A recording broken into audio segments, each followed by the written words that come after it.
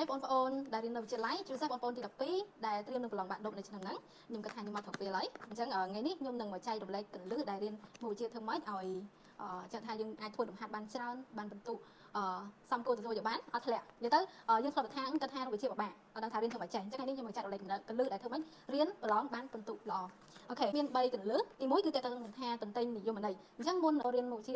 ាម៉ោងនីមួយៗបងប្អូនត្រូវទិញមេរៀនមកពីផ្ទះហើយឬក៏មុនរៀនចូលរៀន15នាទីម៉ោងជិះលេងហ្នឹងយើងត្រូវទិញមេរៀនអញ្ចឹងនៅក្នុងមេរៀនមានច្បាស់ជាមានហើយនិយមន័យរូបមន្តអីហ្នឹងគឺយើងត្រូវទិញមកលំនាំអ៊ីសបាគឺជាអីលំនាំអ៊ីសតាមគឺជាអីរលកកំរួតរលកចិញ្ចឹមអញ្ចឹងទៅអញ្ចឹងត្រូវចាំនិយមន័យហើយយល់នៅនិយមន័យហ្នឹងអញ្ចឹងពេលដែលគ្រូសួរគឺយើងអាចឆ្លើយបានការខ្ញុំបាត់សោតខ្ញុំគឺមុននឹងចូលរៀនគឺគ្រូតែសួរគ្រូសួរថាមេរៀនសប្តាហ៍មុនយើងរៀនអីអញ្ចឹងទៅអញ្ចឹងយើងអាចឆ្លើយបានព្រោះយើងបានមើលមេរៀនទុកមុនមួយរហូតដល់ចាប់សភៅអញ្ចឹងបងប្អូនត្រូវចាំនៅនិយមន័យទាំងអស់គន្លឹះទី2គឺតើតើថាទន្ទិញរូបមន្តនៅតាមមេរៀននីមួយៗចូលទន្ទិញរូបមន្តឲ្យចាំគ្រប់មេរៀនទាំងអស់មិនមែនមានតែរូបមន្តមួយទេមាន2មាន3មាន4មាន5អញ្ចឹងទៅអញ្ចឹងយើងត្រូវចាំទាំងអស់ក្រៅពីចាំនោះហើយឧទាហរណ៍រូបមន្តនេះរូបមន្តស្មើបរិសុទ្ធអញ្ចឹងយើងស្មើឲ្យយើងទិញមក PV ស្មើ N R T អញ្ចឹងយើងចាំបែបហ្នឹងហើយបន្តមកទៀតអីដែលយើងត្រូវដឹងមួយទៀតគឺយើងដឹងថាត្រូវដឹងថា P ហ្នឹងឯងតំណាងឲ្យគេមិនសម្ពាធមានអត់សម្ពាធបន្ទាប់ពីដឹងថា P ហ្នឹងសម្ពាធហើយអញ្ចឹងត្រូវដឹងទៀតថាសម្ពាធតើຂະຫນាតវាគិតជាអីអញ្ចឹងយើងដាក់មក Pascal បន្តមកទៀត V អញ្ចឹង V នៅឲ្យគេមៀតមានអត់ V ហ្នឹងមិនមៀតអញ្ចឹងមៀតហ្នឹងគិតជាអីមៀតមិនគិតជាម៉ែត្រគីបមែនអត់អញ្ចឹងយើងត្រូវចាំបែបហ្នឹងបន្តមកទៀតអី N មិនម៉ូលមែនអត់អញ្ចឹងម៉ូលហ្នឹងគិតជាអីមិនគិតជាម៉ូលហើយបន្តមកទៀត Air អញ្ចឹង Air នេះគឺជាតម្លៃសកលអញ្ចឹងតម្លៃសកលស្មើប៉ុន្មានយើងត្រូវចាំណា8.31 Joule ក្នុង1 mol Kelvin យូរទៅតម្លៃ Air នេះនៅតាមលំហាត់ពេលខ្លះគេដាក់ឲ្យយើងនៅខាងក្រោមប៉ុន្តែពេលខ្លះទៀតគឺអត់ដាក់ទេអញ្ចឹងយើងត្រូវចាំខ្លួនឯងទៅទោះគេដាក់មិនដាក់អីគឺយើងដឹងខ្លួនឯងថាតម្លៃ Air ស្មើប៉ុន្មានបន្តមកទៀតT តែហ្នឹងស្មើប៉ុន្មានហើយគេហៅតំណាងឲ្យគេតែហ្នឹងគឺសីតុណ្ហភាពអញ្ចឹងសីតុណ្ហភាពគឺຂະຫນាតវាគិតជាអីអញ្ចឹងយើងត្រូវចាំបែបហ្នឹងអញ្ចឹងបន្ថែមពីនោះទៀតក្រៅពីយើងត្រូវចាំរូបមន្តបែបហ្នឹងហើយយើងត្រូវដឹងទៀតថាឧទាហរណ៍បើសិនជាគេឲ្យតម្លៃ P តម្លៃ P តម្លៃ N ហើយតម្លៃ N នេះយើងដឹងហើយតម្លៃតែនេះយើងដឹងចុះបើគេសួររកតម្លៃ V វិញក៏យើងអាចដឹងដូចគ្នាអញ្ចឹងយើងទាញមកយើងមានរូបមន្តដើមហើយ PV ស្មើ N R T អញ្ចឹងយើងទាញរក V មក V មិនស្មើឲ្យ N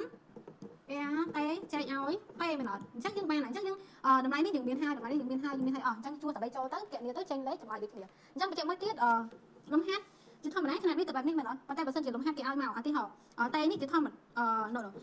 P នេះជាធម្មតាຂະຫນាតវាPascal មែនអត់អញ្ចឹងឧទាហរណ៍ពេលគេឲ្យតម្លៃ8 Pascal តែចាំដល់នេះគេឲ្យពេលហ្នឹងតម្លៃຂະຫນាតវាផ្សេងអញ្ចឹងយើងត្រូវបំបែកຂະຫນាតដំណាក់ຂະຫນាតផ្សេងហ្នឹងមករកຂະຫນាត Pascal ដើម្បីអីដើម្បីកណនាតាមរូបមន្តនេះទៅវាចេញលេខត្រូវអញ្ចឹងបើសិនជាយើងអត់បំបែកຂະຫນាតមកត្រូវ Pascal ទេយើងកណនាលេខទៅខុសហើយអូខេអញ្ចឹងរាល់រូបមន្តនីមួយៗយើងត្រូវចាំរូបមន្តវាមកហើយចាំຂະຫນាតហើយយើងចេះគីបែបនេះអញ្ចឹងបញ្ជាក់មួយទៀតខ្ញុំគិតថាបងប្អូនបានរៀនរួចហើយកន្លឹះពីថ្នាក់ក្រោមមកថាពេលដែលយើងគីរូបមន្តឧទាហរណ៍ខាងនេះគុណយើងគីយកអានេះមួយយើងត្រូវបោះទៅខាងនេះចាយបែបនេះហើយឬក៏ខាងនេះប៉ុន្តែឧទាហរណ៍ y បូក5ស្មើប៉ុន្មានស្មើ8អញ្ចឹងបើឧទាហរណ៍យើងខាងនេះមិនបូកខាងនេះបូកធម្មតាអញ្ចឹងបើយើងទាញរក y ចឹងស្មើអី y មិនស្មើ8ដកឲ្យ5មែនអត់អញ្ចឹងខាងនេះវាបូកអញ្ចឹងបោះទៅខាងទៀតដកបើខាងនេះដកបោះទៅខាងទៀតបូកត្រូវចែកគ្នាបែបហ្នឹងណាដូចអានេះមិនអញ្ចឹងខាងនេះគុណតែបោះទៅខាងទៀតចែកបើខាងនេះចែកបោះមកខាងទៀតគឺគុណបែបហ្នឹងអញ្ចឹងវាមិនស្មើប៉ុន្មាន8ដក5វាមិនស្មើ3អូខេទៅលើចុងក្រោយដែលយើងចង់ចែករំលែកនោះគឺនិយមន័យយើងចាំទាំងរូបមន្តទៀតយើងត្រូវអនុវត្តលំហាត់ជាក់ស្ដែងឲ្យបានច្រើនតាមដែលអាចធ្វើបានបើទោះបីចាំបានន័យថាបើទោះបីជាបងប្អូនចេះរូបមន្តដឹងអស់ក៏ដោយប៉ុន្តែបើបងប្អូនអត់រៀនធ្វើលំហាត់ឲ្យថ្នាក់ដៃទេពេលដែលបងប្អូនធ្វើមែនតើគឺនឹងមានការផ្លាត់កាត់ឡើងហើយពេលនោះគឺមើលយាយរបៀបថាយើងមិនដឹងចាប់អីដាក់អីអញ្ចឹងយើងអត់ដឹងអីព្រោះថាពេលខ្លះពីឧទាហរណ៍យើងរូបមន្តនេះវិញអញ្ចឹងអាននេះជាធម្មតាយើងហៅចំនួនម៉ូលមែនអត់ប៉ុន្តែដល់លំហាត់គេប្រើពាក្យផ្សេងអញ្ចឹងបងប្អូនត្រូវ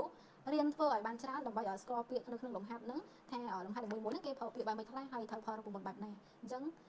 នេះគឺជាគន្លឹះដែលធ្វើម៉េចរៀនមុខវិជ្ជារូបវិទ្យាហ្នឹងឲ្យបានទទួលបានពិន្ទុល្អហើ